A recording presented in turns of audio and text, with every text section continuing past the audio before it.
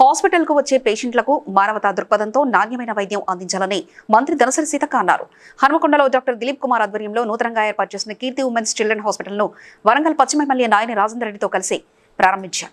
ఈ సందర్భంగా సీతక్క మాట్లాడుతూ వైద్యం నారాయణహరి అనే విధంగా వైద్యులు భగవంతుల మాదిరిగా వైద్య సేవలు అందించిన హాస్పిటల్లో జన్మించే శిశువులు భవిష్యత్తులో బలంగా ఉండే విధంగా వైద్యం అందించాలని సూచించారు. దిలీప్ కుమార్ అండ్ అర్చన దంపతులు ఉమెన్ అండ్ చిల్డ్రన్ కోసం ఒక మంచి హాస్పిటల్ను కీర్తి హాస్పిటల్ను ఏర్పాటు చేసి మరి ప్రారంభోత్సవానికి నన్ను పిలవడం జరిగింది.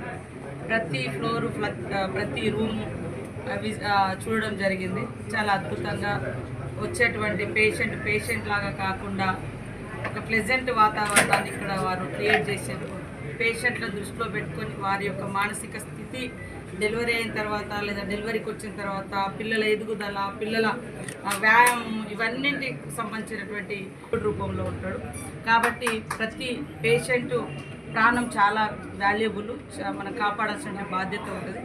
డబ్బు కంటే ముఖ్యంగా ఆరోగ్యాన్ని, వాళ్ళ యొక్క ప్రాణాలని కాపాడమే ప్రథమ బాధ్యతగా పెట్టుకుంటే తప్పకుండా ఆ యొక్క హాస్పిటల్స్ కానీ యాజమాన్యం కానీ ఉన్నత శిఖరాల్లోకి వారి కీర్తి ఉంటుందని మనస్ఫూర్తి.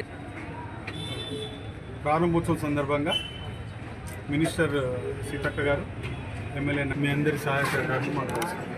Thank you.